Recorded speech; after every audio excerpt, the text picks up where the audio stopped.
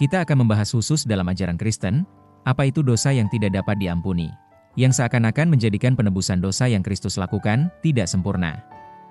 Hal ini kontras dengan kedatangan Kristus ke dunia untuk menyelamatkan manusia dari dosa, sehingga dosa yang tidak dapat diampuni seakan membatasi kuasa dan kehendak Allah sendiri. Lain hal, jika dasar dan alasan mengapa ada dosa yang tidak dapat diampuni berasal dari pilihan bebas manusia itu sendiri. Alkitab menjelaskan secara jelas arti dari dosa yang tidak dapat diampuni, yaitu menolak percaya.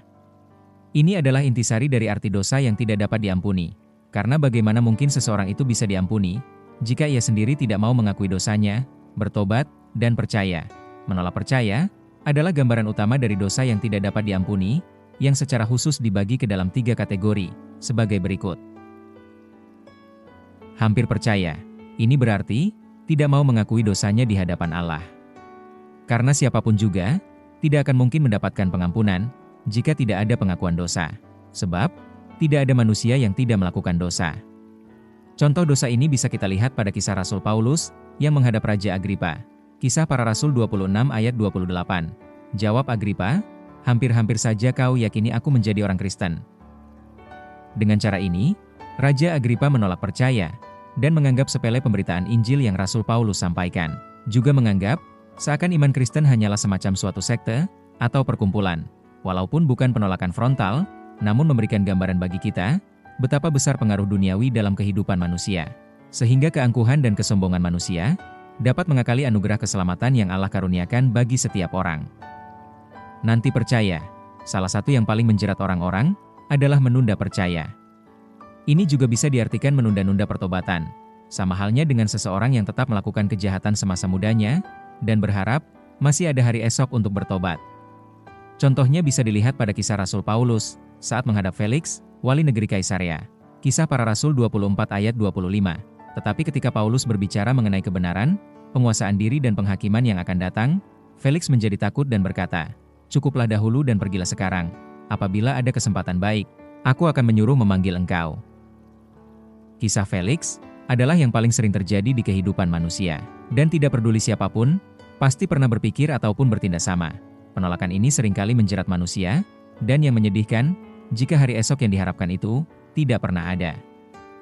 Menyangkal kebenaran.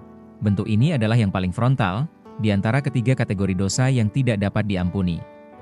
Karena menyangkal kebenaran, secara tegas memandang remeh kekuasaan, kekuatan, dan kasih Allah. Contohnya, bisa kita lihat pada kisah Yesus dan Beelzebul, yaitu kisah di mana Yesus Kristus mengusir roh-roh jahat dalam kitab Injil Matius 12. Injil Matius 12 ayat 24. Tetapi ketika orang Farisi mendengarnya, mereka berkata, "Dengan Beelzebul, penghulu setan, ia mengusir setan."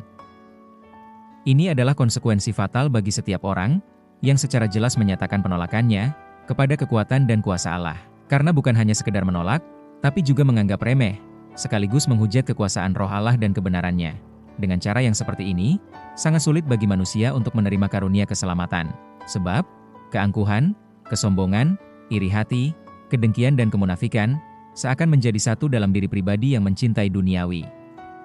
Ketiga hal tersebut adalah bentuk dari penolakan terhadap kasih karunia Allah, dan yang secara sadar menganggap tidak serius kasih karunia Allah bagi manusia.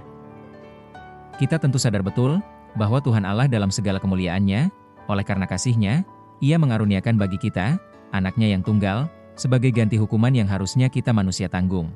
Dan jika kita bisa merenungkan sedikit, betapa berharganya kita manusia di matanya, dan bahwa betapa beratnya dosa kita, sehingga harus Allah sendiri yang melakukan penebusan, maka kita akan memahami, sungguh, keselamatan itu bukanlah hal yang bisa dianggap remeh.